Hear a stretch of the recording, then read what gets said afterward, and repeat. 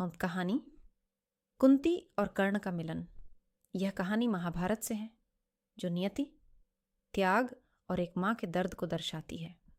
कुरुक्षेत्र युद्ध से ठीक पहले पांडवों की मां कुंती को यह बात पता थी कि कौरवों के पक्ष में लड़ने वाला दानवीर कर्ण उनका ही सबसे बड़ा पुत्र है, जिसे उन्होंने जन्म के तुरंत बाद लोकलाज के भय से त्याग दिया था।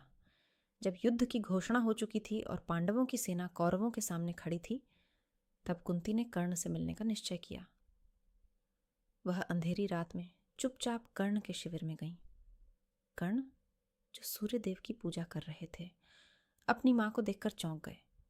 कुंती ने अपने आंसुओं को रोकते हुए कर्ण को अपनी पूरी कहानी बताई कि कैसे उन्होंने उसे जन्म दिया और कैसे उसे त्यागना पड़ा। उन्होंने कर्ण से अनुरोध किया कि वह पांडवों की ओर से युद्ध लड़े, क्योंकि वह उनका ज्येष्ठ पुत्र है। कर्ण यह सुनकर गहरे असमंजस में पड़ गए। एक तरफ उनकी जन्मदात्री मां खड़ी थी और दूसरी तरफ दुर्योधन के प्रति उनकी अटूट मित्रता और निष्ठा थी, जिसने उन्हें हर कदम पर सहारा दिया था। कर्ण ने कुंती से कहा, मां, आपने मुझे तब त्याग दिया था जब मुझे आपकी सबसे ज्यादा जरूरत थी। अब मैं दुर्योधन के प्रति अपनी मित्रता और निष्ठा नहीं तोड़ सकता।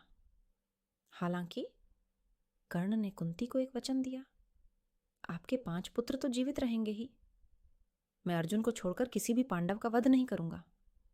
युद्ध के अंत में आपके 5 पुत्र ही बचे रहेंगे।